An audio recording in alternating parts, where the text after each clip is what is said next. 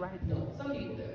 So what is your plan if you join council to try to keep you and your colleagues on the right track so that you can keep the people over the politics?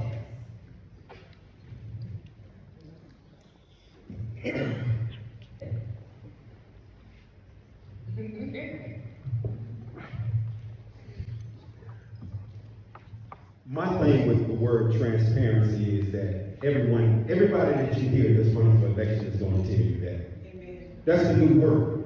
Transparency, transparency, transparency.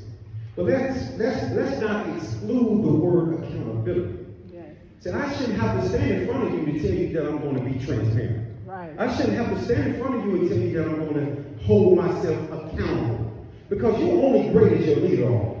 So if you have a leader that isn't as great as they need to be, you will start seeing the trickle-down effects of what happened in a situation with the chief of police that we had. Because there should have been no way possible that the word transparency needed to be brought into the room. Right. Because community should have known about what was happening before it happened. You should have found out on Channel 9, WBTV, and all the WNC News and all the other things. Community should have been notified about the things that were happening with that situation. That is transparency. Transparency isn't me telling you after the fact. Transparency is me telling you before it happens. Accountability is part of my transparency. And I will hold myself accountable. And I will make sure that the individuals that are working together in city council understands that. Because I will say this over and over again. And that is, status quo brought us to what happened with Chief Jennings. It is time for no more status quo. You need an individual that's going to be firm and strong and understand what's going on and that's not afraid to hold themselves accountable. Because I'm going to always be transparent. My job for you is to hold accountability, not transparency. Because you're gonna hear that from the beginning with me. I'm going to express that. So understanding that your leader needs to be a leader and not someone that's going to hide behind the table or the desk. I am always going to be transparent, but most importantly, I'm going to hold myself and the constituents that I work for accountable for the jobs that they were placed in from the people to do. Next. Go ahead. No, you go. No, go ahead, sir. All right, our time He's is got it. short, please. It's really interesting listening to some of these comments. Charlotte is a great city. One. We're attracting over 150 people every day who want to come here and experience our way of life.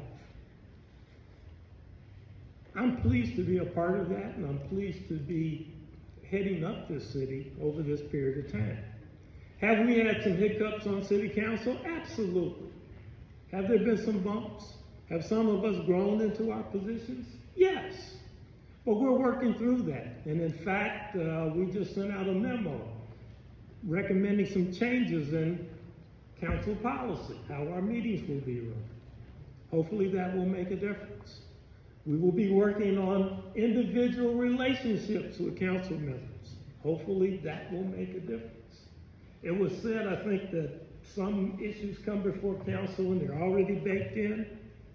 Yes, that's true. If there is a significant issue coming before council, isn't it incumbent upon each council member to do his or her own homework, to do his or her own analysis, to have some conversations with his or her colleagues, and to form an opinion? I would submit to you that most council members don't wait until the issue comes before them at the dais to decide how they're going to vote. There's nothing wrong with that. Every citizen has an opportunity to have input into decisions that come before council members. You know what the agenda is, it's published ahead of time. You have an opportunity to engage in discussion and make a difference in this community. So we're going to continue to work forward. We're going to work on the process. We're going to make it better. We're going to improve it. But we're going to continue to move this city forward. Thank you. That's new information there. Thank you about the policies. Okay, that's great. Okay. I equally find the mayor's commentary very interesting.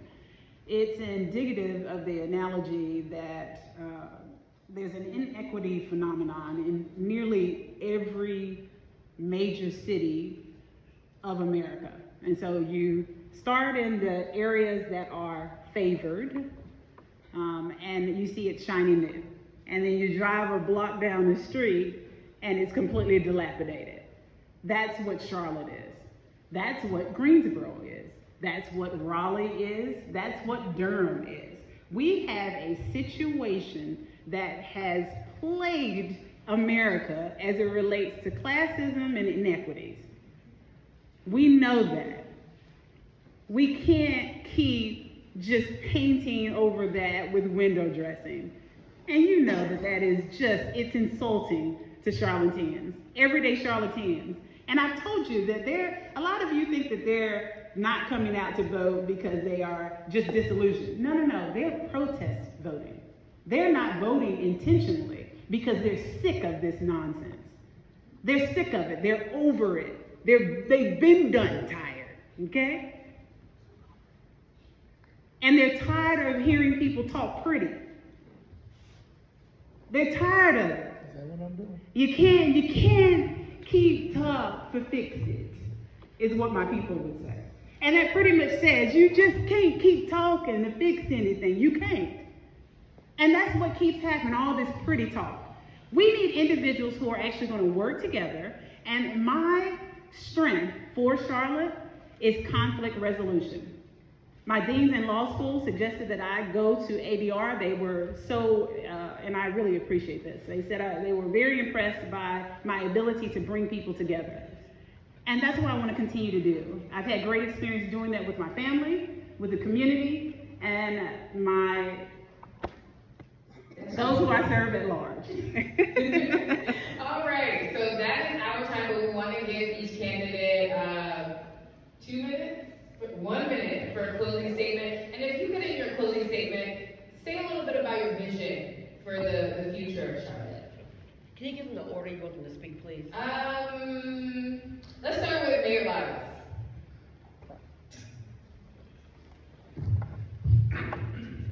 With your permission, I'm going to switch my persona.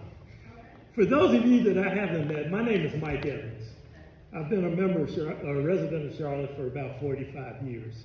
And I have known Vi Lyles for a lot of years.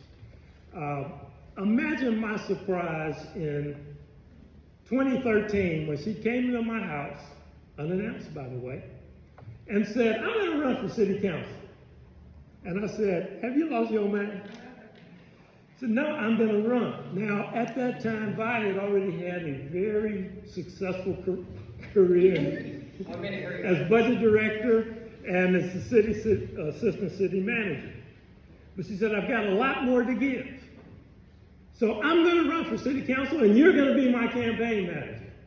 Okay. So we ran, we won. The next cycle, she was mayor pro tem. The next cycle, she said, I'm going to run for mayor. And again, I said, are you crazy? Why? Spend some time with your family.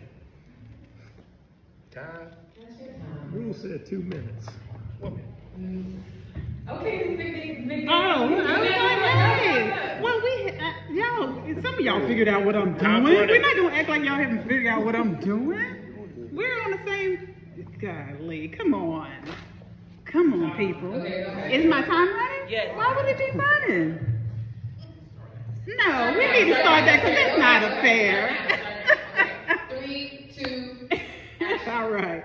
I'm going to take this opportunity to answer some of the questions that were posed to the other candidates for the other sections. So we need synergistic governance so that there's a majority and unanimous vote, which does then show that there is more conflict resolution and consensus decisions that are being made. And again, I believe that I can definitely guide that process with my experience and my civility. A protective guide for the bid process to ensure compliance and avoid legal loopholes for those individuals who need that with vocational legal education. I propose a co-mayoral campaign as well,